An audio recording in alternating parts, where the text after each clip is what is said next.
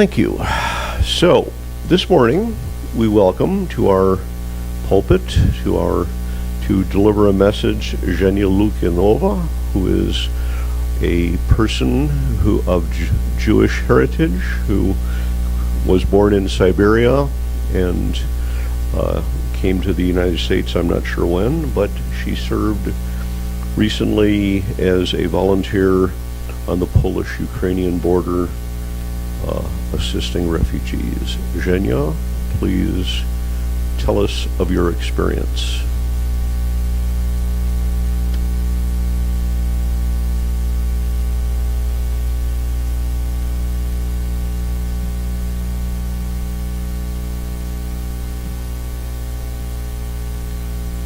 Thank you very much for creating nice atmosphere, high vibrations by singing and beautiful music.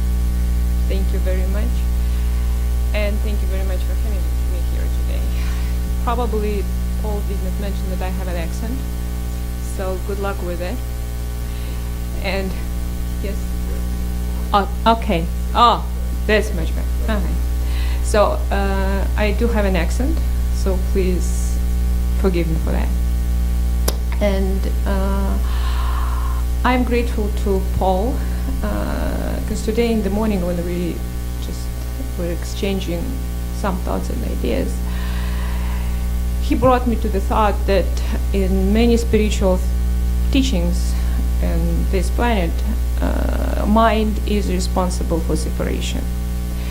Our mind, a beautiful mind, which is absolutely necessary for our everyday navigation, driving, cooking, talking, etc., etc., it's also responsible for judging, expecting, doubting, controlling, and fear. And when we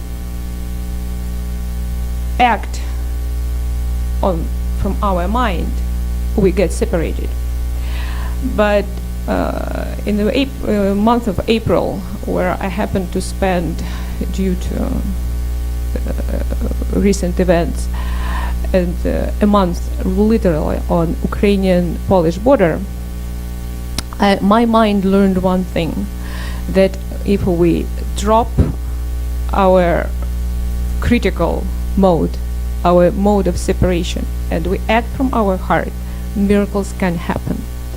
So what I was witnessing there, that enormous amount of people, refugees from Poland, from Ukraine, fled to Poland, and this small town, probably fourth size of Sioux Falls, was welcoming those mass refugees. People who came, most of them came without anything, with a couple of belongings, with their children and pets. And in what was happening there is really fascinating, and it's still happening. So the Polish, first of all, it's not the strongest economy in the world, and it's also logistically and economically and politically, they were not ready for this huge amount of refugees. And people from all over the world, from the United States or from all over Europe, from New Zealand, from Australia, from Korea, from Japan, were coming to this little place on their own, at their own expenses, and spend months, weeks there to help refugees. When I came there and I was, how can I help you? And they say, oh, you just find your way. And yes, it is funny, but you step into the small shopping mall, which was donated by the owner of a shopping mall, which, and the only representatives of the officials in that shopping mall was the guards, which because of the human trafficking was necessary, and firefighters, which were providing transportation, the buses from that shopping mall to the train station. That's it. Everything else was organized by on volunteer basis. People were taking 12, 14-hour shifts every day and night, depending upon their preferences and depending upon the necessity. And imagine long lines of refugees which had to be registered at the very entrance of this refugee center. Then they have to be informed about their possibilities. They have to get place to sleep. And that shopping mall, several times we had about 20, 30 people short from 1,500. It's enormous amount of people. They have to be fed. They come with children. There are amazing activities for children organized on volunteer basis by Israeli and German people.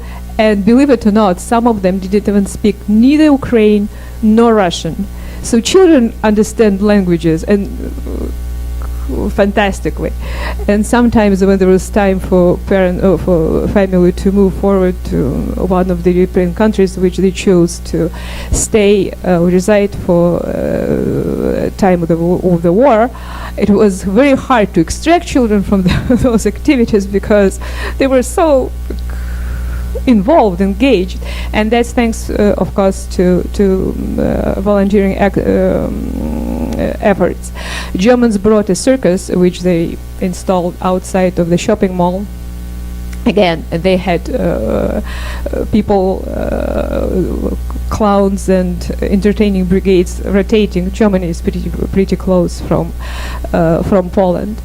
Then there were my friends from Israel and my friends from New York who belonged to a global disaster relief program. There was also volunteers who provide psychological and medical help to people.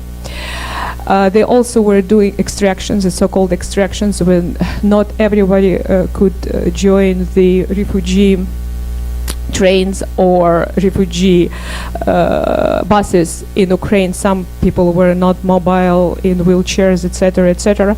And those people, the organization which I was volunteering for, which is called Russian for Ukrainians, we bought ambulance. And 3 people would go to Odessa, for instance, or to Nikolaev, bring those people in need to Poland, and then they would go back. Everything on volunteer basis, including the bus was bought on donations. And many people came with pets. Guess what? There was a pet station there with food, with porters, leashes, etc., etc. Some volunteers, because some pets were not very friendly, dogs especially, so there were special volunteers who would take care of animals in case need. World Central Kitchen, I would recommend to Google that. That's the best kitchen in the world. And again, guess who was serving there? Volunteers. Guess who is the organizer? Volunteer. There was a nice guy who was serving coffee, and then he asked me once, "Oh, where are you from? Where did you learn English?" I said, "Well, I'm from Russia." First of all, it's kind of, and then, well, where do you live? I live in South Dakota. Oh, we're from South Dakota, Sioux Falls. And he happened to be a retired professor from Mankato. Yes, and he did not know languages. English was the only one, so he was serving coffee there. And believe me, he was a very good server. A friend of mine, my new friend, lady, registered nurse from Bozeman, Montana. She slept in the house which we were renting, in the laundry room, and she was a registered nurse with very high. When she gave me her business card, I thought, my goodness, that woman, again, she couldn't do anything except cleaning, and believe me, she was doing a lot of. And if you have 1,500, close to 1,500 people of refugees in one small, comparatively small shopping mall, there is a lot of cleaning. to do, and every single thing was based on volunteering basis. Then there were people who were so the French bought and assembled showers. Guess who was cleaning those showers? Then and there is a lot of tension sometimes in the where so many people are. So we had social workers from Israel, and the amount of then there was a line of tables, representatives from Spain, Portugal, Italy, France, Netherlands, Belgium, Austria, Ireland, Great Britain, Finland, Denmark, Norway, Sweden, Germany, and even Switzerland. And you know, Switzerland never ever accepted any refugees in their history. So all those tables, all their booths were operated based on completely volunteer basis, including the buses. The governments were involved only when the people had to get a status when they arrived to the country. Every other single thing was arranged and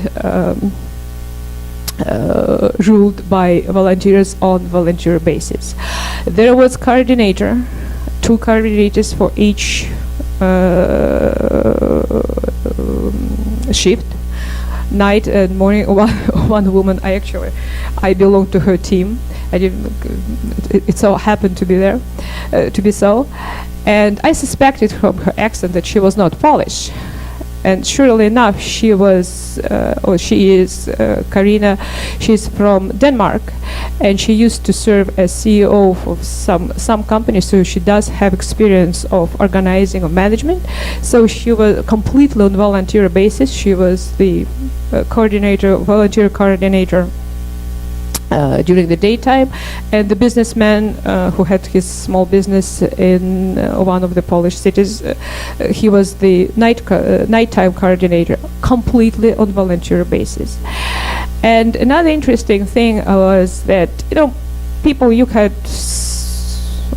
close to 1,000 people coming, because people would come. They will spend night or two in this shopping mall, in this refugee center, and they would move forward. And most of the people are by themselves. They were capable of making their decisions. They were capable of managing the situations with some help or without help. But there were special cases, like you mentioned. There was a woman who can't walk make several steps by her own, or there were people in a wheelchair spending 30-35 days in the basements in Mariupol, or if you heard there was a bombing of the rail station in Kramatorsk, and surely enough those people were 15-20 hours later they were in our center, and with psychological disturbance, and some people came without documents. Some people never ever even applied for their so-called international passports. So they didn't have that happened so rapidly. Not everyone can handle that. Not everyone can comprehend it. And those cases, we call them cases. Then when you have to have individual approach. And that is interesting feeling. One of my new friends from New Jersey, we were driving back from one of the shifts, and he was like, do you understand, like, how do you feel about that every day we try to make people, we affect people's lives by telling them, advising them, taking care of them, but we kind of shape their lives, and that's a lot of responsibility. Tell you the truth, but and I would say that not a single case which we were dealing with was not resolved in this or that successful, I would weigh again, it's at my mind level.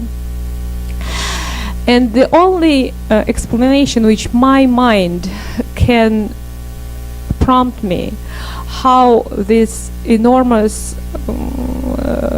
social structure, or normal probably social structure was operating, it's from the compassion which people from all over the world brought to the place, and they were focusing on bringing love, light, peace, and healing into that little square footage of that small shopping center in the middle of nowhere.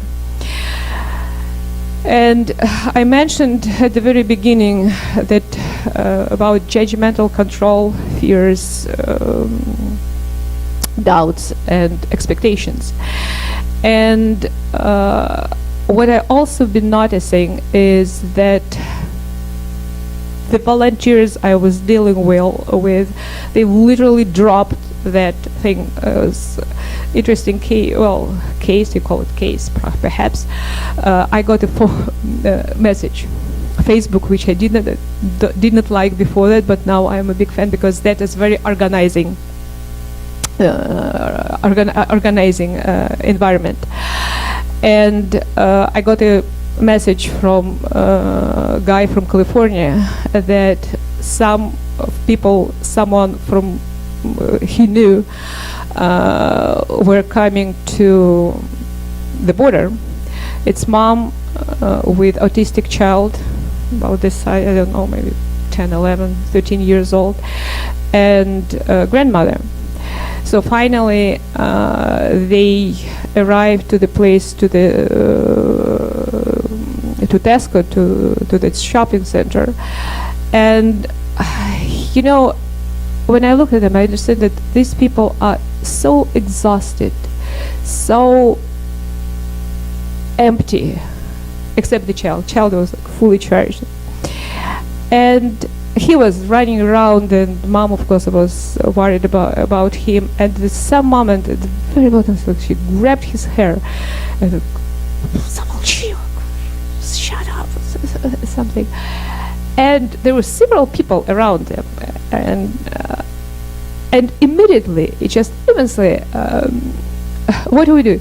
One would take care of the child, another would take mom to just for a walk and talk. Another one was trying to find a nice place for them to spend the night, because obviously 1,000 people, the shopping mall is not appropriate place for the autistic child, fully charged.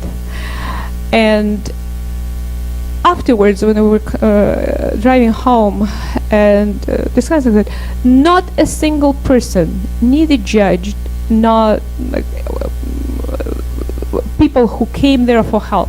They came here for help, we helped them without anything involved. And what happens when so many people were gathered or drawn by something inside them, which let's call compassion or compassionate action, even better. Something happens, I believe you're familiar with the word synchronicities, which everything, you know, everybody experiences, especially if you're in a high level of creativity, that everything happens like right on time, right place, with right people, with right intention. Yeah, one of the ways to put it. And there are so many synchronicities happening. One of and so many people were reporting that, oh, how did that happen? We didn't expect it, because our mind tries to solve the problems.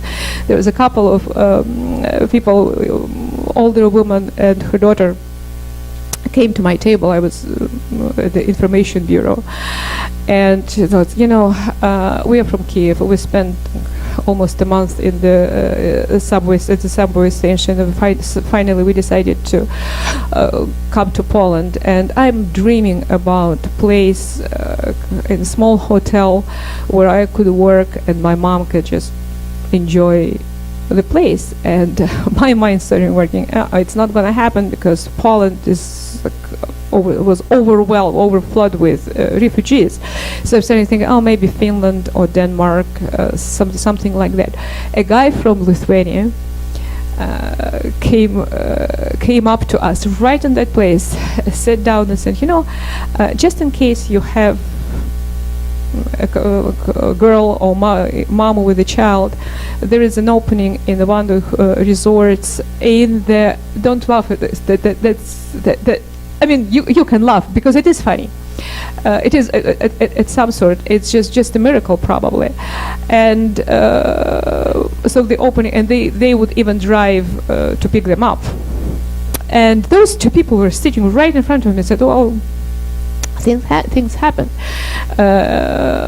and they went right to their place, and to show you. I mean, to give you some numbers, when I came there and up to the third week of April, the ratio between Russian or Ukrainian speaking interpreter person was 1 to 3,000 refugees. Can you believe the chances that things could, like, and there are numerous things like that. There was I believe it was Easter, it was Sunday for sure, and I believe it was either Catholic or Orthodox Easter, so it was like low on volunteers. And there was about mid-70s guy came up to my information desk and gave me the phone. The phone, by the way, were provided by three companies, Polish companies. They were giving 3 gigabytes and Polish numbers, phone numbers for refugees. And some people, if they did have phones, they would provide a used one. And he'll, you have to talk to my daughter because I have to be there tonight by midnight, at least in Wrocław. It's not in Wrocław, it's a couple of hours before Wrocław. And so please talk to her and tell her where I am, how I am gonna get there. And it was 6 o'clock, 6 p.m. I know that the last train is at 6:43. And the last bus to the station already left. So I talked to his daughter, and she explained me that she has transportation to pick her dad from the train station only this particular evening. Otherwise, he had to wait until Wednesday or Thursday because. And she said, "Please do something." I said, "Well, try. If not, we'll find a place for him to sleep." And I told this guy, "So sit here, watch my computer. I will be back somehow. So we'll try to, if I can solve it, I can." And it's interesting. It's interesting state of flow. So I got up, and I see a man entering the building. And he looked like some kind of lost or something. So I came up to him and said, "Sir, I noticed you just came in the building, and is there anything I can help you with?" And "Oh, yeah, I am from British team, and I'm a driver, and I don't have anything to do." So I just walked in and asked if there's anybody needs to be driven anywhere. I said, "Oh yeah, I have a gentleman right there. He needs to be at the train station, and he has to have a ticket to Wrocław, and he has to be there." And so, "Oh sure, I'll take him." I checked if he has the registered drivers have to have green bands on them. He did have one, and I told, "Oh okay, so bring him." And he said, "Oh wait a second, why did you come up to me?" I said, "I don't know." And he said, "It happened to me so often. Like I would show up at Medica, which is the border, or somewhere else as a member of that British team, and things happen to me. Like I would be in the right place, the right time, with right intention, with the right people, and things happen like that." So in about an hour later, he showed up again. She said, "Oh yeah, I bought the ticket for that elderly guy. I put him on the train, and believe me, to recognize to get the right carriage on Polish train is a challenge, especially for the foreigners." So he put him there, and I learned 2 words from him. One is "do vidania," which is goodbye, and another is, I said, "What's thank you for Ukrainian?" I think, "Dziękuję." I said, no, it's something else. It's spasiba. That means thank you. So I learned 2 words.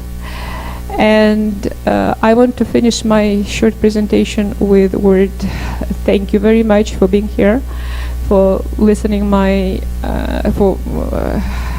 for giving me opportunity to share this experience, and with the hope that social structures which are organized by people from their heart-to-heart communication is possible in this world. So we have hope, and thank you very much, and до видания.